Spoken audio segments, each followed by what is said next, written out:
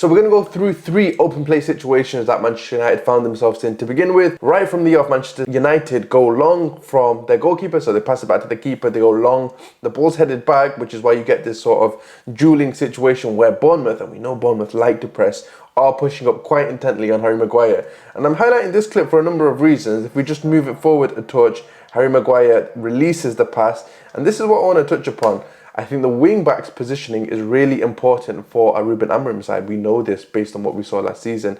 And their role in trying to progress the ball up the field is paramount. So what we see here is Dorgu drops back situationally, and he drops back really readily. So the high-pressing opposition player can't get to him in time. So that's really impressive. And what he does do after that is he resists that pressure on his back, and he really cleverly finds Bruno Fernandes in this situation. Now, there's still a lot of pressure on Bruno Fernandes here, but you've suddenly turned the situation where Maguire is getting the ball facing his own goal to now having Bruno Fernandes facing forward, ready to progress play in an attacking fashion.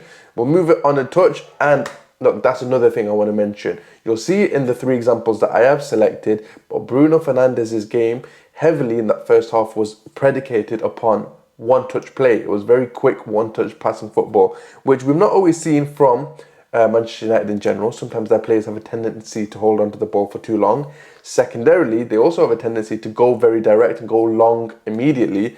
And Bruno Fernandes played a lot of short one-touch passes in that first half, which kind of set the tempo, and it also disrupted how Bournemouth could press them. So in doing that one-touch pass really quickly back to Dorgu, Dorgu again is facing forward, ready to progress play.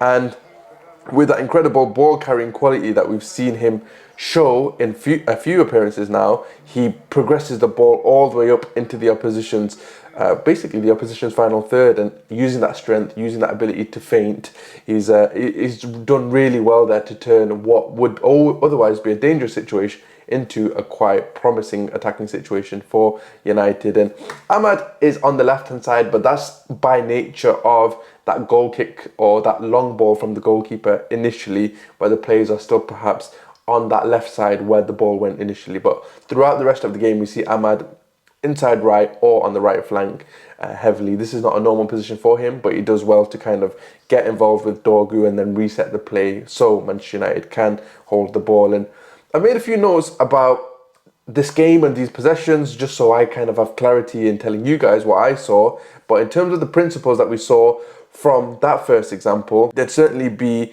the focus on one-touch play, the focus on Ruben Amorim's pre-season and what we've seen in terms of really focusing on having players who are fit, really focusing on players who can express that physical quality. And it's also seen in the transfer links that we've seen Manchester United be linked to, the players that they've been linked to. Mbeumo, Cunha, they want a rangy, leggy midfielder. Players like that who have a big engine on them, who can go back and forward. Dorgu obviously was signed by Ruben Amorim as well, and he's another one of those players, and we've seen that quality again. But with one game a week, we're going to see that physical advantage in Manchester United's players, especially when you've got the physical profiles to exercise that quality. In Bournemouth are no weak team. Immediately, right from the off, they're being outpaced despite being so good at pressing up and being physical across the pitch. So that's another thing to mention. If we move it back a touch here, you see the same things that I've already mentioned. Bruno Fernandes receiving the ball and then again playing one touch. I think when you're playing against man-to-man pressure, 1-2s are really beneficial in terms of dismarking some of those oppositions. But look, if you see those movements there from the Manchester United midfielders, they're showing for the ball and then they're playing off of very quick one-touch, two-touch plays.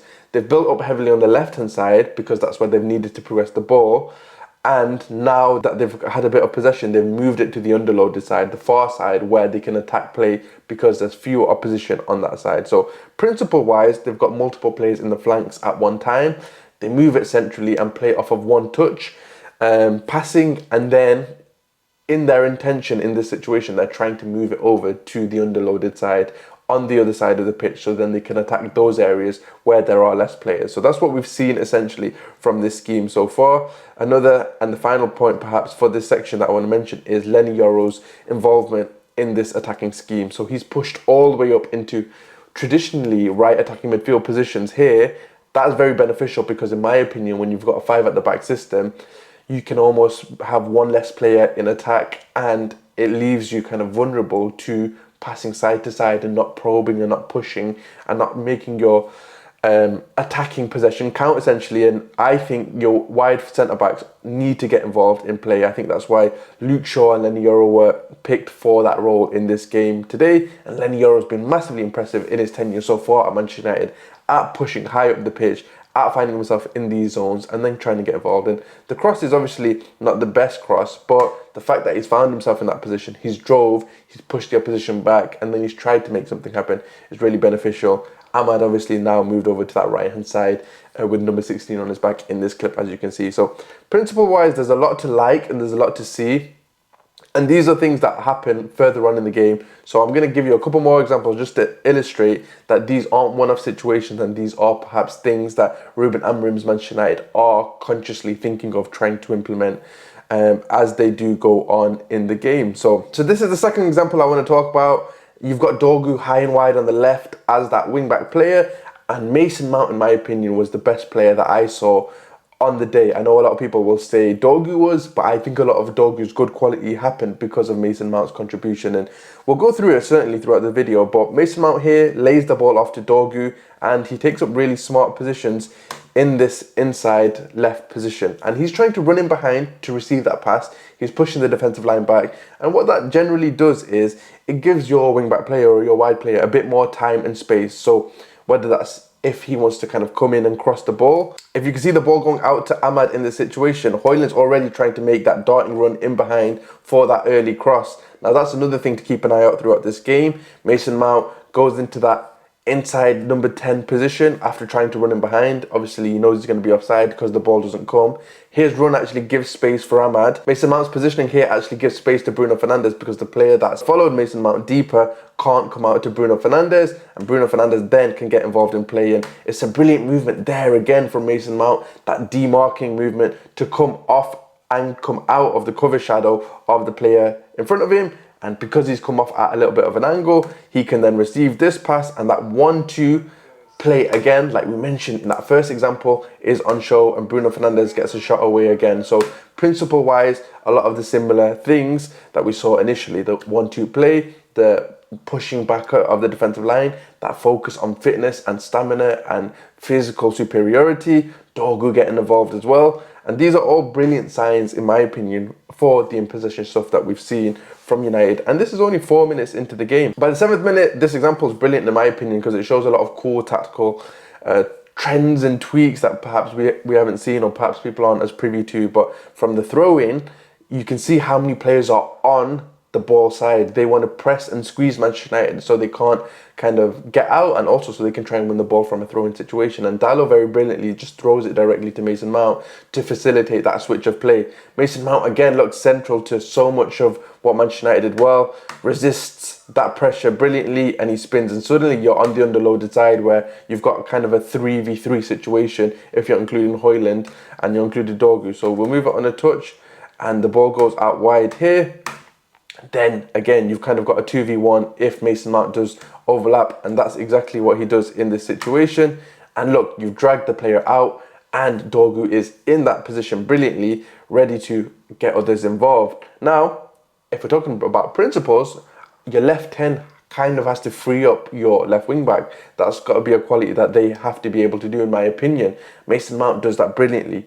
Couldn't you do that? Perhaps, yeah. I certainly think he can float into those areas. It's about temperament though, and I think Mount has a really selfless temperament. He goes out into those areas really brilliantly, and it frees up space for someone like Dorgu in this situation.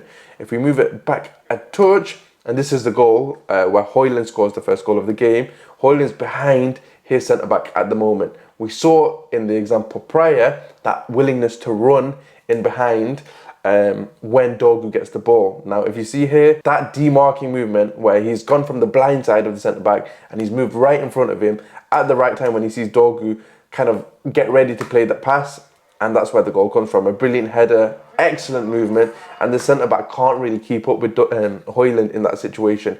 And in my opinion, that's made, or that entire move is made initially by Mason Mount's great shielding and then his willingness to run outside of Dorgu to drag the other player off of him and let Dorgu play that pass initially. So a brilliant move all around. So those are some of the principles and ideas I wanted to talk about in regards to Manchester United's general open play game. I know they scored a lot more goals, and we could break them down individually, but these changes and these principles that I've mentioned, the one-touch play, the third man involvement in wide areas, whether that's Euro from wide centre-back or whether that's Bruno on the second example getting involved with Mason Mount and Dorgu, the sort of willingness to rotate between positions, Mason Mount going wider, Dorgu coming inside, the willingness and the intelligent movement by Hojlund is also important.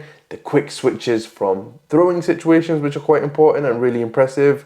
The good Dorgu cross, fitness, and the idea that Amorim is kind of improving the collective base and level of the squad from a physical sense. Those are all things that we've seen in these 3 clips that kind of set Manchester United off in good stead to perform so well in this game, in my opinion. So instead of breaking down all of the goals individually, I kind of wanted to give you more of a broader picture as to why Manchester United looked so good in this game in general.